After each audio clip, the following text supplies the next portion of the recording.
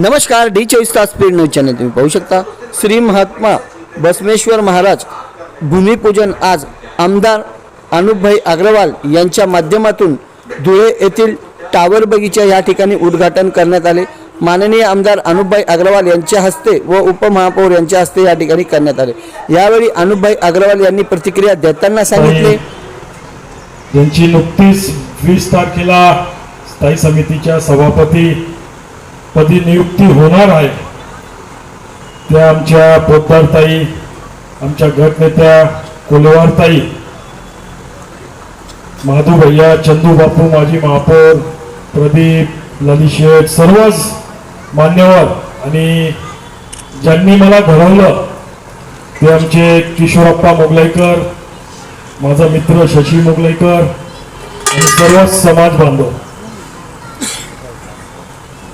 या ठिकाणी 12/15ला पहिले आपण त्या ठिकाणी बनवायचा विचार करत होतो, परंतु त्या भागात जास्तीत जास्त आपलेवाले लोक राहतात, ते त्रास नको व्हायला भविष्यात, म्हणून आपलं सेफ गार्डन राहील आणि या ठिकाणी आपण ते भूमिपूजनाचं काम या ठिकाणी केलं।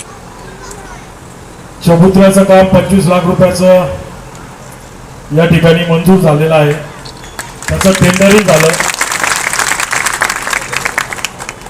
इथं सर्व चौपाटी येणार, एक दुकान आपण त्या ठिकाणी लावलंय, तुम्ही बघत असाल, मध्ये एक टपरी लावली दिसते का, ब्लू कलरची टपरी आहे। अशा सर्व टपऱ्या एक सारख्या इथं मध्ये चौपाटी येतील आणि पुढचा रोड पूर्ण मोकळा होणार, ते सर्व मध्ये येऊन जातील, कोणाला तिथं त्रास होणार नाही आणि महिन्याभराच्या आत या कामाला आपण सुरुवात करतो।